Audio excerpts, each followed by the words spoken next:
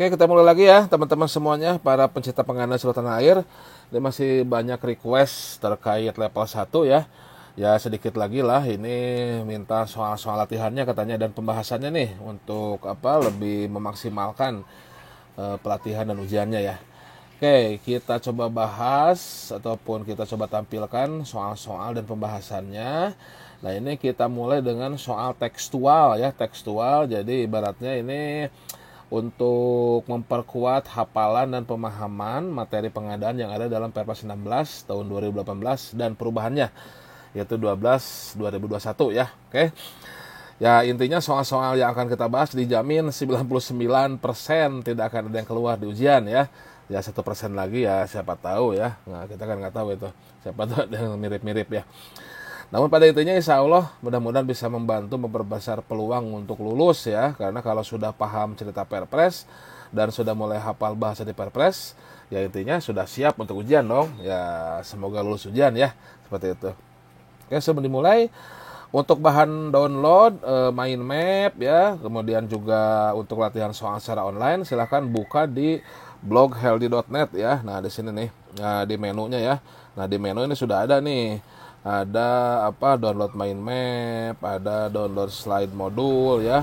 Kemudian kalau mau latihan soal, nih masuk ke latihan soal, ini bisa online langsung di sini, bisa berlatih langsung ya. Gitu, silahkan. Oke, silahkan bisa download masuk ke healthy.net atau linknya di bawah tuh di deskripsi ya. Jangan lupa ya, setiap buka-buka video di sini buka juga deskripsinya ya, agar ada informasi tambahan ataupun ada link-link tambahan bisa lihat di deskripsinya ya. Silahkan lihat di deskripsinya. Atau mau hard copy-nya, baik itu hard copy mind map ya, ataupun hard copy buku latihan ya, buku latihan soal seperti ini, Perpres ya. Nah ini bisa dibeli di Tokopedia, silahkan lihat di link deskripsinya. Oke. Oh ya satu lagi ya silahkan apabila teman-teman semuanya senang dengan video ini ataupun mau berbagi dengan video ini, ya silahkan jangan lupa untuk subscribe ya. Ya membantu berkontribusi untuk penyebaran pengadaan barang jasa di Indonesia ya silahkan. Satu klik itu sangat berharga loh teman-teman dalam dunia per YouTubean atau per AdSense dan untuk mengembangkan kanal dan segala apa serta menyebarkan ilmu pengadaan gitu ya.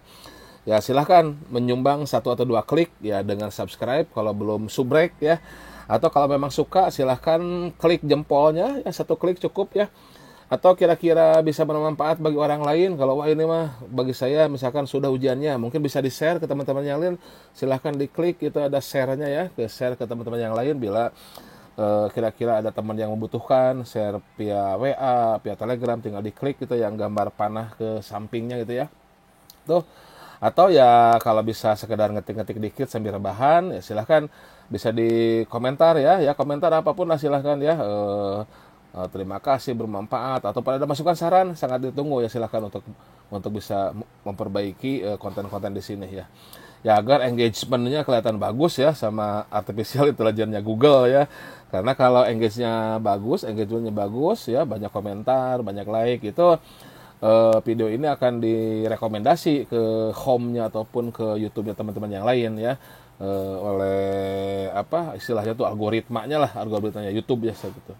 Jadi silahkan 1-2 klik itu sangat berarti sekali ya untuk membantu penyebaran keilmuan pengadaan dan untuk membantu mengembangkan kanal ini. Oke? Ya intinya biar teman-teman yang lain yang belum tahu kanal belajar pengadaan ini bisa aware ya. Jangan sampai ada yang pernah komen nih, wah baru tahu nih ada kanal selengkap ini untuk belajar pengadaan ya. Jangan sampai seperti itu ya. Silahkan ya. Ini ada yang baru tahu bahwasannya di kanal belajar pengadaan ini sudah cukup lengkap ya. Nah, insya Allah di sini sudah lengkap, level 1 insya Allah sudah lengkap dan kita akan mulai masuk juga ke level 2 ya. Nah, tuh. Oke, silahkan kita siap-siap mulai ya. Demikian, jadi kita mulai ya. 4, 5, 3, 2, 1, close the door. Ah, itu mah Deddy Corbuzier ya. Oke, kita mulai. Oke, kita mulai lagi ya teman-teman semuanya ya. Kita mulai nomor 1. Pejabat yang diberi kewenangan oleh PHKPA untuk mengambil keputusan dan atau melakukan tindakan yang dapat mengakibatkan pengeluaran anggaran belanja negara atau anggaran belanja daerah adalah A. Pejabat pengadaan, B. Pejabat pembuat komitmen, C. Kelompok kerja pemilihan, D. Agen pengadaan, E. Pejabat pelaksana teknis kegiatan ya. Nah ini pada definisi di Perpres ya, pada definisi di Perpres ya. Nah kalau terlalu cepat silakan bisa di-post ya, silakan bisa di-post kalau terlalu cepat ya. Jawabannya ini ada di pelaku pengadaan. Nah barusan adalah definisi dari pejabat pembuat komitmen, pejabat yang diberi kewenangan oleh PAKP untuk mengambil keputusan dan atau melakukan tindakan yang dapat mengakibatkan pengeluaran anggaran belanja negara atau daerah. Nah itu jadi nomor 1 adalah B. Pejabat pembuat komitmen. Oke. Nomor 2. Pejabat pada unit Satuan Kerja Perangkat Daerah SKPD yang melaksanakan satu atau beberapa kegiatan dari suatu program sesuai dengan bidang tugasnya adalah A. Pejabat pengadaan, B. Pejabat pembuat komitmen, C. Kelompok kerja pemilihan, D. Agen pengadaan, E. Pejabat pelaksana teknis kegiatan. Yang benar adalah E ya, PPTK, pejabat pelaksana teknis kegiatan. Ya, itu juga masih di pelaku ya, masih di pelaku PPTK. Nah ini PPTK nih, ya PPTK. Ya, ini di pasal 11 ya, ada nih 8 sampai 17 lah para pelaku. Nah ini PPTK adalah pejabat pelaksana teknis kegiatan ya, yang selanjutnya disebut PPTK adalah pejabat pada unit SKPD yang melaksanakan satu atau beberapa kegiatan pada suatu program sesuai dengan bidang kegiatan, dengan bidang tugasnya. Nah, ini yang membantu apa kalau PAKPA menjadi PPK ya. Nah ini dalam hal tidak ada penetapan PPK pada PBJ yang menggunakan anggaran belanja dari APBD, PAKPA menugaskan PPTK untuk melaksanakan tugas PPK ya. Itu nomor 2. Kemudian nomor 3, pejabat administrasi atau pejabat fungsional atau personil ya lainnya yang bertugas melaksanakan pengadaan langsung, penunjukan langsung atau e-purchasing adalah, kita langsung jawabannya adalah pejabat pengadaan ya. Jadi untuk e-purchasing sampai dengan 200 itu adalah pejabat pengadaan ya. Kita lihat ini definisi dari pejabat pengadaan ya, definisi di Perpres ya. Kita lihat pejabat pengadaan. Nah ini pejabat pengadaan pasal 12 adalah pejabat administrasi, pejabat fungsional, personel yang bertugas melaksanakan pengadaan langsung, penunjukan langsung dan atau e-purchasing ya. Nah ini e-purchasing sampai dengan 200 oleh pejabat pengadaan ya. Kemudian di atas 200 oleh PPK ya. Nah, tapi kalau pengadaan langsung jasa konsultan sampai dengan 100 saja. Oke. Kemudian nomor 4, pelaku usaha yang melaksanakan sebagian atau seluruh pekerjaan pengadaan barang jasa yang diberi kepercayaan oleh KLPD sebagai pihak pemberi pekerjaan adalah, nah ini adalah definisi dari agen pengadaan ya. Kita lihat agen pengadaan. Kalau terlalu cepat baca soalnya silahkan di pause saja ya. Nah ini agen pengadaan. UKPBJ atau pelaku usaha yang melaksanakan sebagian atau seluruh pekerjaan pengadaan yang diberi kepercayaan oleh KLPD sebagai pihak pemberi pekerjaan. Jadi agen pengadaan ini mutatis mutandis dengan tugas Pokja pemilihan atau PPK untuk KLPD yang belum atau tidak memiliki kapasitas dalam melakukan pengadaan. Misalkan daerah pemekaran baru belum ada UKPBJ-nya, atau ya instansi yang kecil ya, yang belum banyak ataupun kurang japungnya. Nah ini bisa menggunakan agen pengadaan. Itu definisi agen pengadaan ya. Oke. Jadi sambil kita belajar dari soal ya, bukan masalah ini keluar di ujian atau tidak ya, ataupun ini jawabannya debatable ya, tapi intinya kita mengerti konsepnya ya. Nomor 5, badan usaha atau perseorangan yang melakukan usaha dan atau kegiatan pada bidang tertentu ya ikut pengadaan disebut dengan ya, itu jawabannya adalah pelaku usaha ya. Nah, ini definisi dari pelaku usaha. Ada nggak ya di sini pelaku usaha ya? Penyedia. Nah ini di pasal 17. Nah, jadi ada definisi penyedia, ada definisi pelaku usaha. Kalau penyedia, pelaku usaha yang menyediakan barang jasa berdasarkan kontrak, jadi sudah berkontrak. Kalau pelaku usaha adalah setiap orang perseorangan atau badan usaha yang melakukan usaha atau kegiatan pada bidang tertentu. Nah, ini definisi dari pelaku usaha. Setiap orang perseorangan atau badan usaha yang melakukan usaha atau kegiatan pada bidang tertentu. Nah, pelaku usaha nanti bisa mendaftar ke dalam proses pemilihan penyedia Ketika sudah mendaftar, mengikuti proses pemilihan, menjadi peserta pemilihan. Nah, mengikuti proses pemilihan, kemudian ditetapkan sebagai pemenang pemilihan, itu menjadi pemenang, ya, menjadi calon penyedia ibaratnya. Nah, ketika berkontrak dia sudah menjadi penyedia barang jasa. Oke. Itu definisi dari pelaku usaha, ya. Kalau penyedia sudah berkontrak tadi. Nomor 6, setiap benda baik berwujud maupun tidak berwujud, bergerak atau tidak bergerak yang dapat diperdagangkan, dipakai, dipergunakan atau dimanfaatkan oleh pengguna barang adalah definisi dari jenis barang jasa, ya. Nah, jenis barang jasa apa nih? Di kita kan ada 4 kan ya. Barang, pekerjaan konstruksi, JL, jasa lainnya, ataupun konsultan atau merupakan gabungan dari beberapa jasa lainnya, ya. Itu pekerjaan terintegrasi gabungan dari beberapa jenis barang jasa, ya. Nah, ini definisi dari barang, ya. Nah, definisi dari barang. Ini kita lihat jenis barang jasa ada di sini. Nah, barang. Nah, ini. Barang adalah setiap benda baik berwujud maupun tidak berwujud, bergerak tidak bergerak yang dapat diperdagangkan, dipakai, dipergunakan atau dimanfaatkan oleh pengguna barang. Contohnya apa? Bahan baku, setengah jadi, barang jadi, peralatan, makhluk hidup, ya. Nah, itu yang dalam realnya laptop, furniture, mobil, itu semuanya adalah barang, ya. Oke. Nah, ini kita menyusuri Perpres sebetulnya, ya. Paling enak Bapak Ibu bisa sambil buka Perpresnya, silahkan. Sambil buka Perpresnya. Nah, gini kan. Nah, ini kan tadi. Nah, pejabat pengadaan, ini kan, agen pengadaan tadi ada nih, di Perpresnya ini, ya. Perpresnya. Terus tadi definisi barang ada di sini. Mana barang, ya. Ya, di Perpres sebelumnya kalau nggak salah definisi barang, ya. Ya, intinya silahkan bisa sambil buka Perpres atau sambil buka mind map-nya, ya. Kita lanjut ke soal berikutnya, nomor 7. Nah, ini juga masih jenis barang jasa, biar paham setiap jenis barang jasa, ya. Karena ketika kita mengerjakan soal, kita harus tahu ini jenis barang jasanya apa, ya, untuk menganalisis apa jawabannya, ya. Nomor 7, keseluruhan atau sebagian kegiatan yang meliputi pembangunan, pengoperasian, pemeliharaan, pembongkaran, dan pembangunan kembali suatu bangunan adalah definisi dari jenis barang jasa. Jenis apa nih? Ya, seperti ini. Ini adalah jenis barang jasa, yaitu pekerjaan konstruksi, ya.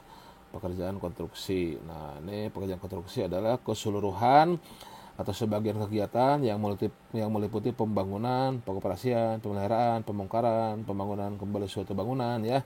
Intinya konstruksi itu membangun sesuatu, ya, membangun jalan, membangun gedung, ya, membangun jembatan, ya. Nah, itu adalah pekerjaan konstruksi, ya. Kemudian nomor 8, jasa layanan profesional yang membutuhkan keahlian tertentu di berbagai bidang keilmuan yang mengutamakan adanya olah pikir adalah definisi dari jenis barang jasa. Ada jenis barang jasa apa nih? Nah, ini adalah layanan profesional, brandware, ya. Ini adalah pekerjaan dari ini adalah jenis barang jasa dari jasa konsultansi, ya. Nah, jasa konsultansi, jasa layanan profesional yang membutuhkan keahlian tertentu di berbagai bidang keilmuan yang mengutamakan adanya olah pikir. Contohnya engineering, planning, desain, supervisi, ya. Untuk pertanian, untuk konstruksi, ininya perencanaan pengawasannya, ya. Nah, jadi kalau dalam soal atau nanti dalam pekerjaan Bapak Ibu menemukan adanya perencanaan, pengawasan, desain, ya, kajian, nah itu adalah jasa konsultansi.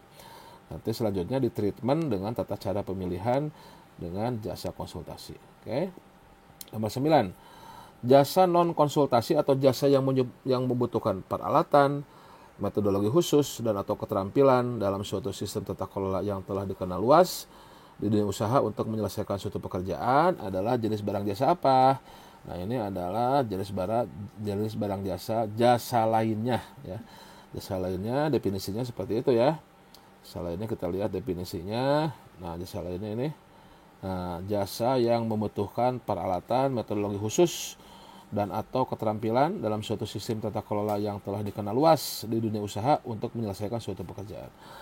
Jasa lainnya apa? Jasa boga, catering, ya, makan minum, layanan kebersihan, cleaning service, tenaga kerja, asuransi, kesehatan, jasa penerangan, iklan, reklame, film, percetakan, penyelidikan dan sebagainya, ya. Ini jasa lainnya. Oke, kemudian nomor 10, perkiraan harga yang ditetapkan oleh PPK yang telah memperhitungkan biaya tidak langsung, keuntungan, dan pajak pertambahan nilai merupakan definisi dari, nah ini definisi apa nih perkiraan harga? Ini adalah definisi dari harga perkiraan sendiri ya, yang dibuat oleh PPK. Nah, salah satu tugas PPK adalah tadi dalam para pelaku, nah PPK ini ada membuat PPK membuat harga perkiraan sendiri. Nah, selain utamanya dia membuat spek, membuat rancangan kontrak, dan HPS. Nanti dituangkan dalam dokumen persiapan pengadaan. Ya, oke. Nomor 10 barusan, sekarang nomor 11. Kegiatan yang dilakukan menurut kaidah dan metode ilmiah secara sistematis untuk memperoleh informasi, data, dan keterangan yang berkaitan dengan pemahaman dan pembuktian kebenaran atau ketidakbenaran suatu asumsi dan atau hipotesis dari suatu bidang ilmu pengetahuan dan teknologi, serta menarik kesimpulan ilmiah bagi keperluan kemajuan ilmu pengetahuan dan atau teknologi merupakan definisi dari, nah ini adalah definisi dari penelitian ya. Di dalam Perpresnya bisa dilihat, di sini ada definisi dari penelitian, mana ya, sebentar kita lihat, ini bisa nah ini, nah di pasal 1 angka 4, penelitian adalah kegiatan yang dilakukan menurut kaidah dan metode ilmiah secara sistematis dan selanjutnya ya. Nah ini definisi dari penelitian. Oke, nomor 12, nah ini kita memperkuat definisi ya di pasal 1 ya, jadi kita menyusuri Perpres ya di pasal 1 ini.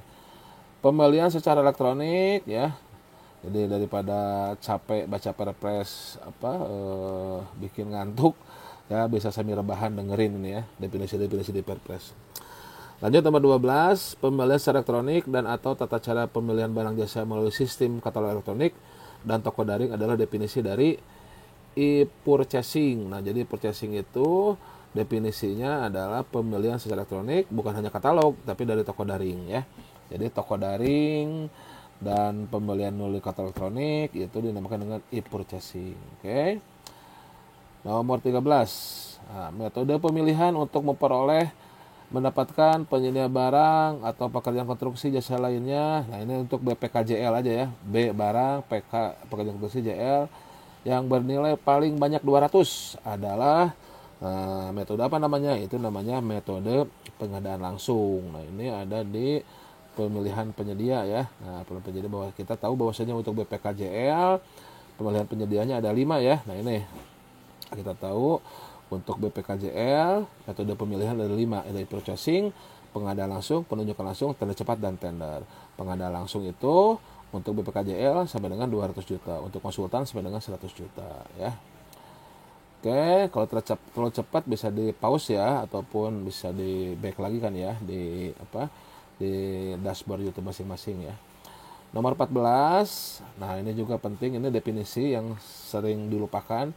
Dalam proses pemilihan penyedia dapat dilakukan metode penawaran harga secara berulang, yaitu dinamakan dengan e-reverse auction ya. Nah, e-reverse auction ini di dalam Perpres ada definisi e-reverse auction ya. Nanti penggunaannya untuk apa?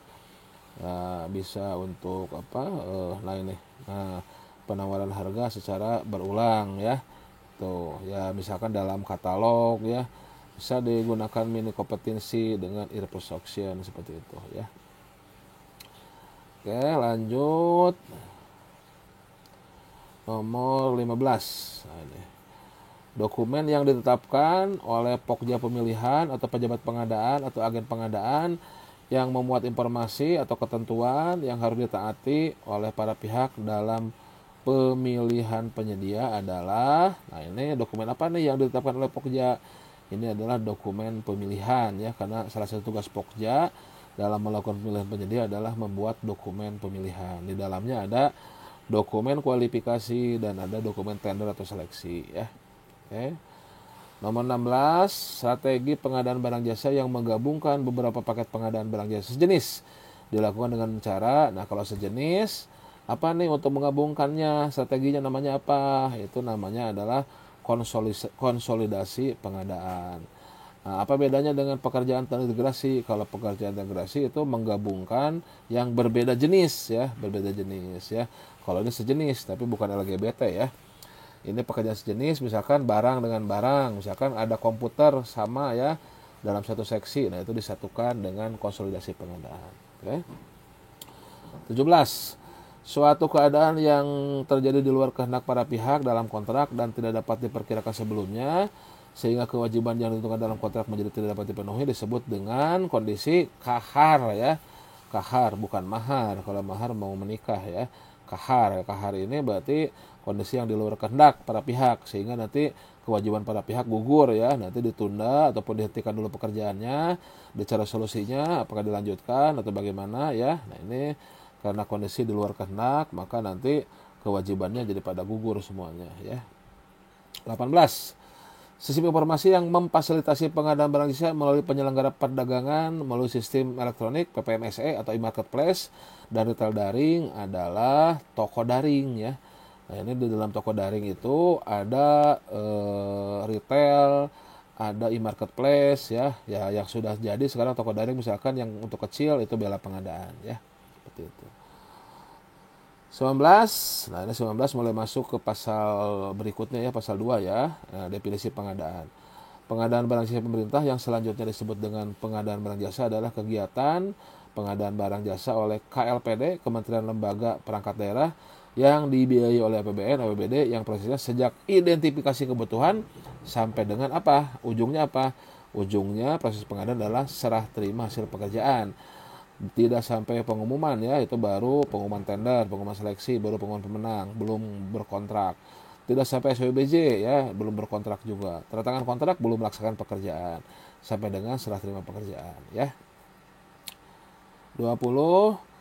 Yang termasuk dalam lingkup pengadaan barang jasa pemerintah di bawah ini adalah pengadaan barang jasa di lingkungan. Nah, mana yang lingkup PBJP yang diatur dengan Perpres 16 dan Perpres 12 ya. Ya, ini tentunya KLPD yang menggunakan anggaran dari APBN atau BBD ya. Kalau di lingkungan pelaku usaha ya terserah pelaku usahanya. Di BUMD BUMN yaitu tergantung BUMD-nya. Kalau sudah punya sendiri dia bisa mengatur sendiri. Hibah diatur berbeda dari Perpres ya tentu tidak termasuk lingkup karena diatur berbeda. Kementerian yang mengatur pengadaan barang jasa ya ini tidak ada kementerian yang mengatur pengadaan nasional ya. Yang paling tepat adalah A ya, seperti itu. 21. Ruang lingkup peraturan Perpres ya tentang PBJP, pengadaan barang jasa pemerintah, salah satunya meliputi pengadaan barang jasa di lingkungan KLPD ya, yang pembiayaannya dari tentunya sebagian atau seluruhnya dari APBN atau APBD. Tidak harus seluruhnya ya, dan tidak sebagian-sebagian ya, dan bukan dana operasional ya, tapi intinya sebagian atau seluruhnya sesuai dengan tekstual Perpres itu bersumber dari APBN atau APBD, sebagian atau seluruhnya, baik sedikit ataupun semuanya ya. Kita break dulu.